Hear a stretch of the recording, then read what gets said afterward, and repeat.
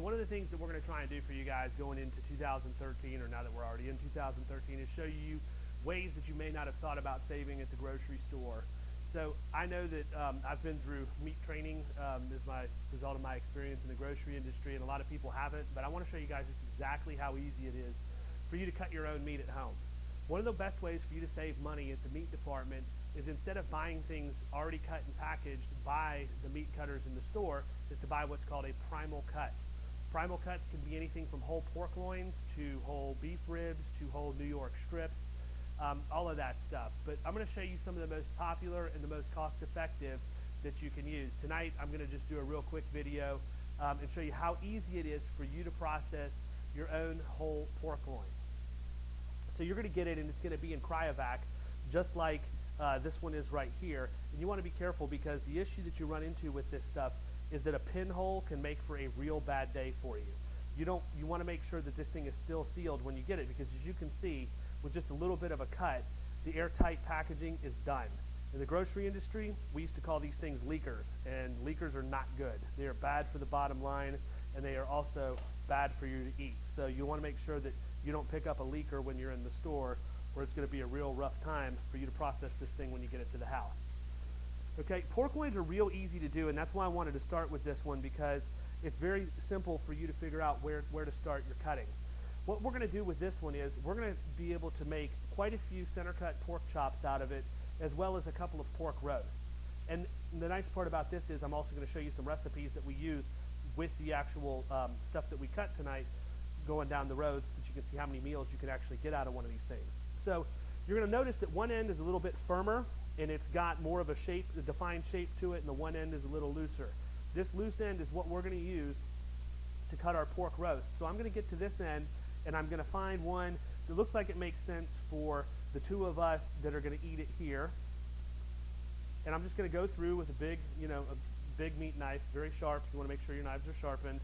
And then I'm going to come through them, and I find one more section, and we're going to actually get a little bit into the center cut chop section with this, but that's okay. So I'm going to find one that's just about the same size, because I want this one to be a little bit more rigid for what we're going to do with one of the recipes that we're doing. So if you notice, you've got two different colors of meat right here. What happens when you're at the end, it gets progressively lighter as you go through, and that darker band starts to disappear completely. And then when you get into the center cut portion of the loin, you don't see that at all. This is pork chop material here. So what we're going to do is we're going to decide how thick we want these, and we're going to go ahead and cut our pork chops to taste. I like, from the center part of the loin, I like to have these things a little bit thicker, because this is the best meat that you're going to get. So I'm just going to slice through this and set it to the side.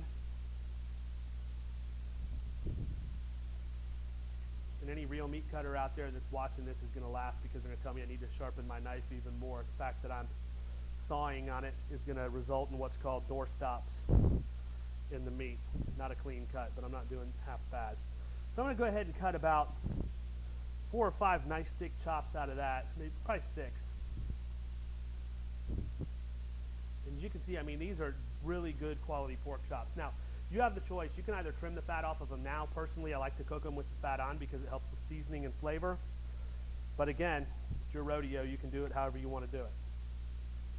And then now I'm going to start doing them a little bit thinner, because some of these we like to do where we hammer them down, and hammer them out, and have them for with breakfast, or maybe a light breading. So I'm going to do some thinner pork chops all the way through the rest of the loin. One thing I'll tell you while I'm doing this is you got to make sure that you sanitize your kitchen when you're done with this.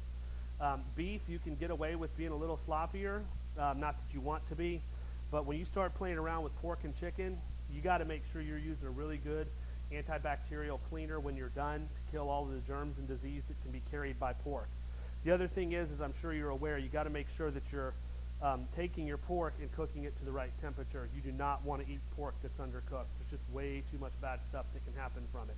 Starting to get to the end, I'm going to go to my smaller knife now, so that I don't have to wield that big thing, because I definitely don't want my scissors for my knife to slice my fingers.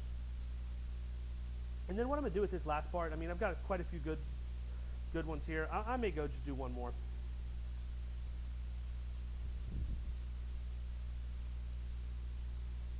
The other thing I'm going to do when I get to the end, instead of really worrying about making this thing into chops and making it tough to deal with, you just come in here, dice it up, make yourself some stir-fry meat. You can use it for chop suey or sweet and sour pork or any of those things. You're just going to come in and get a just real good coarse chop on it and make enough. That's enough for me to have maybe one meal for myself. I even dice that up and eat it with scrambled eggs or whatever else.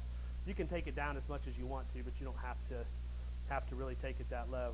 But this is just enough for me to sort of get the rest of the pork gone without, trying to work with meat that's already too thin for me to work with. So as you can see, we got 1, 2, 3, 4, 5.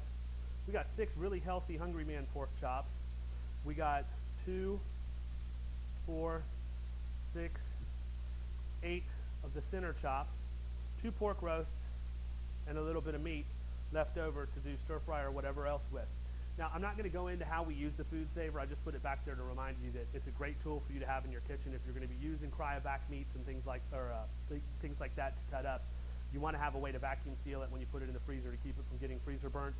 But this is actually quite a bit. When you think about what a pack of pork chops costs at the store or a pork roast costs at the store, you're going to save a lot of money. And as you'll see from the post that we do, I'm going to show you how the dollars actually work out and how much you're really going to save.